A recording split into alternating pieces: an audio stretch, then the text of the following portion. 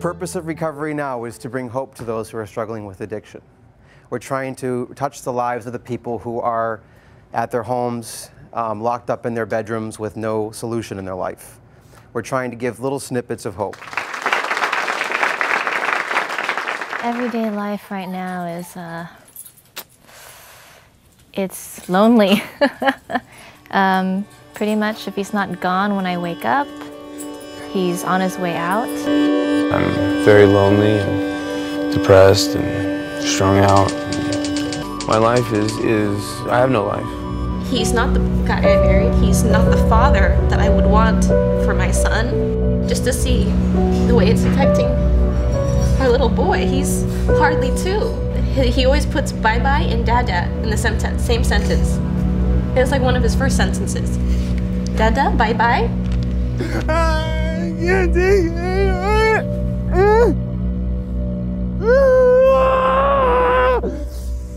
What's the matter? I just can't take this anymore. Take what? I can't see you guys.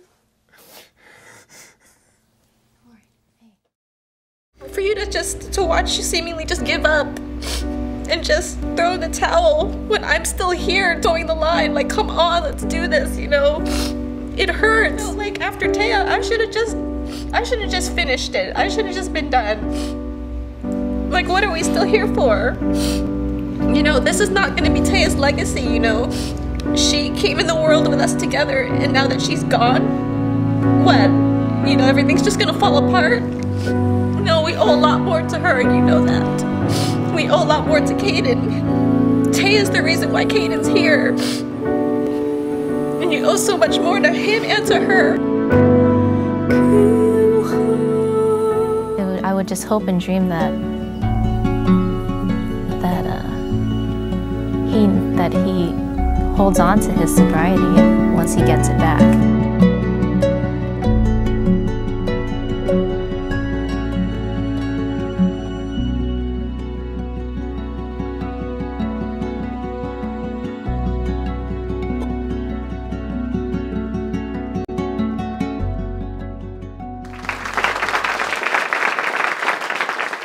My name is Cory. I'm an addict, and you know, I have 11 months and 27 days clean and sober right now. You know, you're part of Recovery Road Productions, who is the production company that shoots this show. Yeah. You know, I work for a treatment center. I'm a husband, I'm a father, I got 2 beautiful kids. You know, my life is really, really full. Tiffany, thanks for coming. Of course.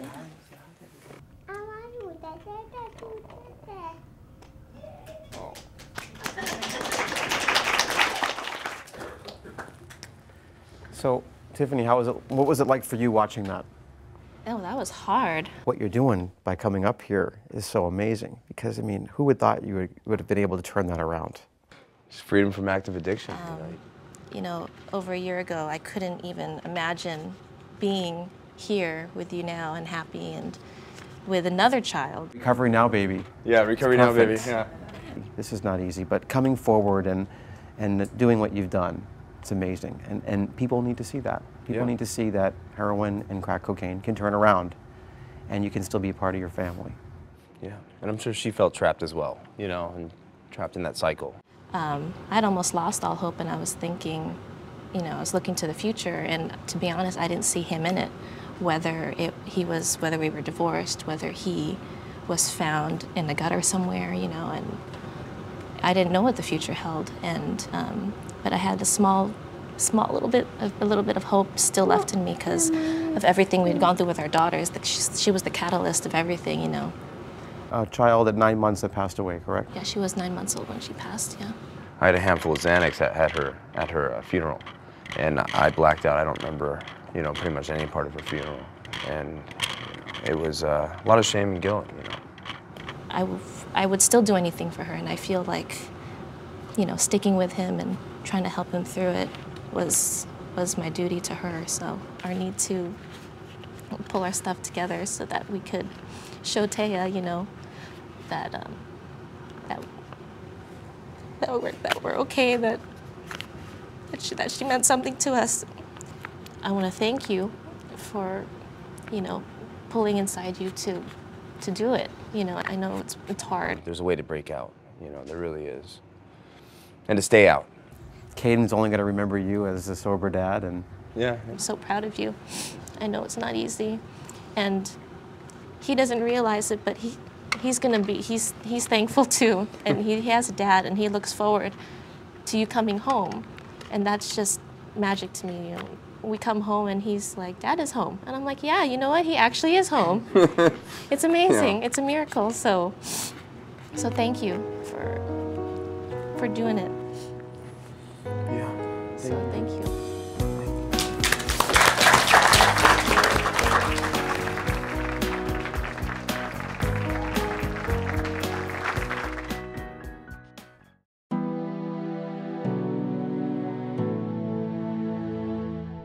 a few shows ago, you came to me at the end and you said, you know, I have someone that really needs some help. Yeah. You know, this person I've known for quite some time, and she's an amazing woman, you know, amazing woman. You know, to see the change over the past, you know, several years has been hard. You know, it's been really hard. I took it on as my personal, you know, kind of goal to help. Should we call her up? I think so. Tanya, you want to come up?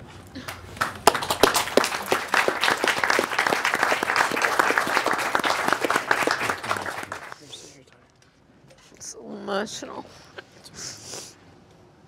Thank you for coming. I know it's not easy being up here. What's going on? Just in a nutshell Just right now. alcoholism, and depending on that, I just want to have my true real life again, where I can hike and bike and be physically capable of things. It's ruined my life. I had a drink this morning. How much are you drinking during the day? Probably about a half pint of vodka. And are you socializing? Are you isolating? I'm isolating. My mother had severe agoraphobic and panic attacks, which I'm getting now. So I calm it down with alcohol, so I don't have to deal with it as much. Cory brought you to Seasons, which is also called Walking Miracle. And what did you think of that when you went there? He just brought you in to meet the doctor there, correct? Acupuncturist, yeah. Acupuncturist. Yeah. Chinese It medicine. was doctor. beautiful. You liked the place? Yeah. Could you see yourself going to that facility? Absolutely. We have a small surprise for you here. There's a gentleman here from that facility. His name is Chris Batham, and he's going to come up and talk to us. Chris, come on up.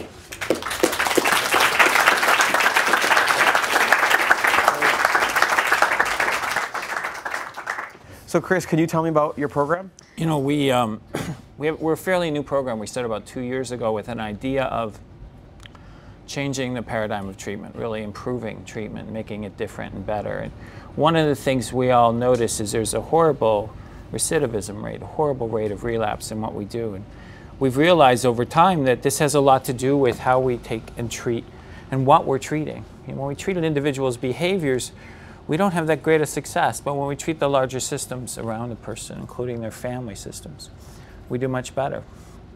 Cory, been in how many programs? 16 inpatient, outpatient, psych hospitals, and yeah. Cory's not going to go to another program. That number is done. He's done his piece. You know, he's got a year. He never did that before. So I get this is for you, and through recovery now actually spoke to Chris, and Chris came forward and very generous with a very generous offer for you. So Chris, you can have at it. Very generous. So Thank you come with us, so and much. we'll take care of you. Treatment will start with detox and seeing a doctor, and we'll make that as comfortable as possible, but also want to make it quick. And then we're going to start with an assessment, figure out what we need to do.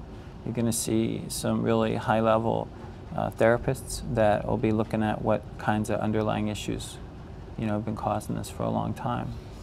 And we'll also be doing a lot of restorative therapies, things like acupuncture and massage and hiking and biking. Important stuff to get the body and the brain plasticity Going changing. again. Yeah, exactly. You'll get to see a psychiatrist if you want to, and we think you should. If we think you should. And then we'll start to create a plan for when you're going out, you know, pretty quick, so that we have a great long-term treatment. We think treatment should be about a year, you know, and that it doesn't mean the person needs to stay in residential for a year. But we do think that all the different phases of treatment should last at least a year. And our commitment to someone that comes into the program is to be with them through that year. And so we're kicking Cory out now. Okay.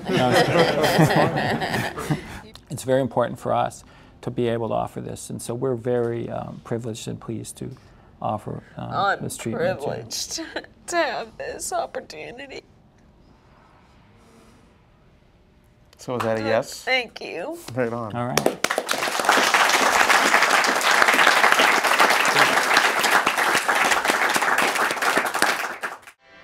The majority of addicts use drugs and alcohol as a way to self-medicate. Feelings of not fitting in, not belonging, that deep inside something is wrong. Sure, I just knew that I was different and that people were treating me different. Studies show that gay men and women are 7 times more likely to be victims of crimes. My mom found out that there was a hit list and the top people on it were gay people. The gay bar culture emerged as a place to find other gays and lesbians without fear of harassment. I would drink till I was blackout drunk and I would, you know, fool around with someone. I would use drinking and smoking pot as an excuse for being gay. As a result, 30% of the gay community are addicted to either drugs or alcohol.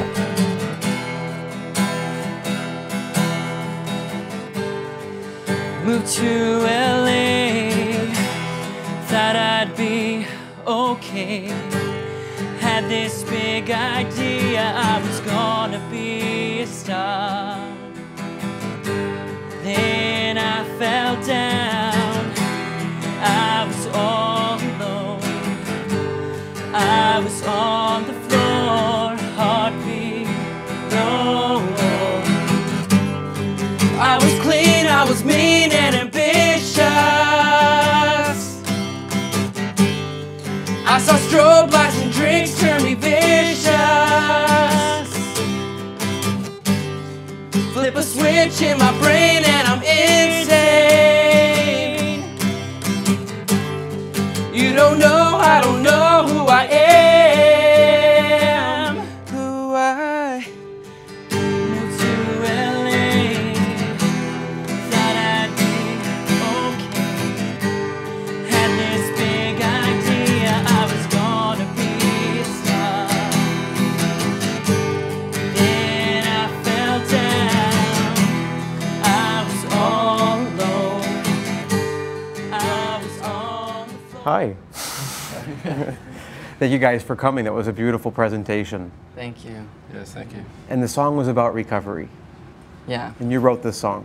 we both did 2 days ago. You just kind of sat down and just kind of blurted it out. Yeah, Yeah. I told him that I wanted him to sing with me, and we just, for the first time ever, actually, we've both been performers since I was 9, since he was 12. Seems like sobriety is bringing you both together. Yeah, it definitely is. And you got sober because of him. Yeah. What was going on with you? Why did you finally decide to get help? Daniel always approached me and asked me to go to meetings with him. And I didn't have any idea what he was talking about, but he was sober. And I'd say, why don't you come over and have a beer? Screw the meeting, let's have a beer, you know? It took a while, and once I realized I was an alcoholic and I hit rock bottom, you know, that's when I started going to the meetings and getting sober.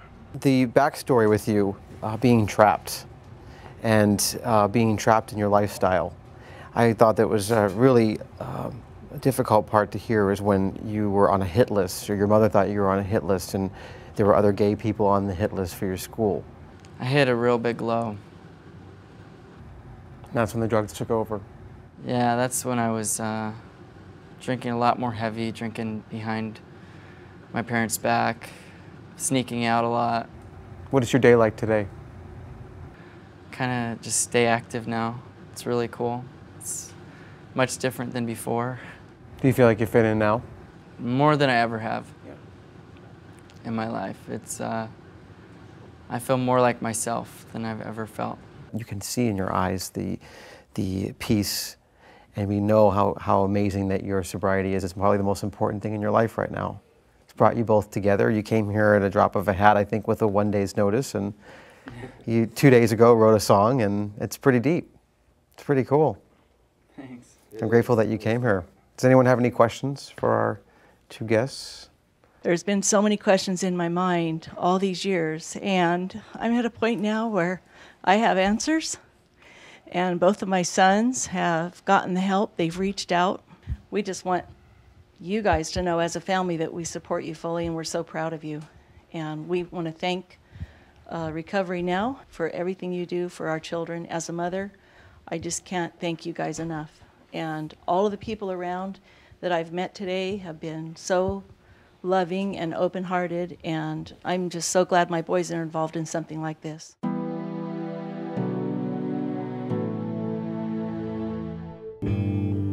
I got love and abuse confused. I was obsessed on the sickness, I believe, of the relationship. I had to go to surgery with him sitting next to me. I made up a story. I fell off the boat.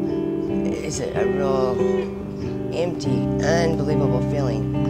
We're conditioned to kind of put the bad out and remember the good to make ourselves feel good. So I just felt so not a woman, not a part of anything, and heroin was the only thing that made me feel okay in my skin. Usually I don't want to wake up. I go, but I do now. I go, I don't want to die anymore. I don't want to die anymore. And and I got stuff messed up in my head, so I need some help.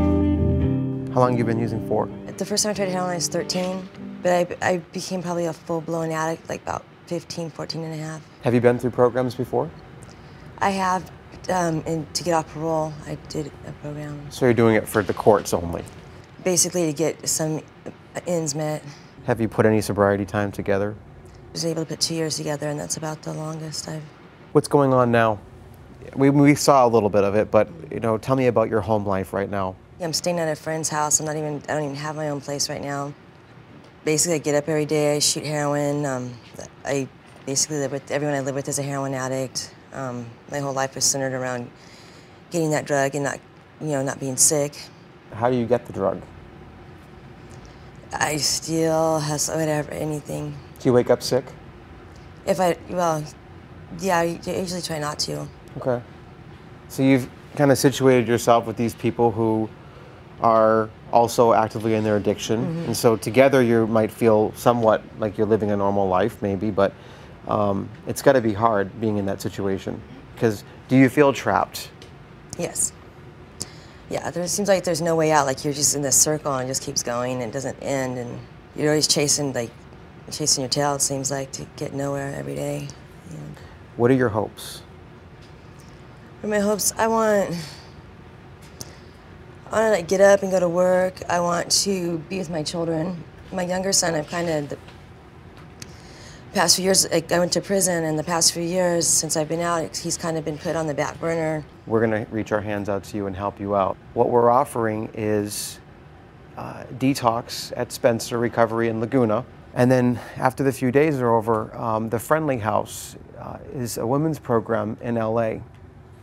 And they have come forward with 1 month of free treatment. The Friendly House is a nonprofit organization, and they work with all females. Their motto is that they treat women to be women of dignity. And I got to tell you, we've had people on here before from the Friendly House, and to see the difference after 30 days or 60 days has been a miracle. They do great work there, and your detox at Spencer will be amazing, I promise you that. We have a counseling program at Dr. Paul's in Florida. It's called Dr. Paul's of the Bay. It's a 1-year counseling program where you're able to be certified as an addiction counselor. During that time, you're also receiving treatment, but it's just one step in the next direction of your life. So what do you think? I think I'll take it.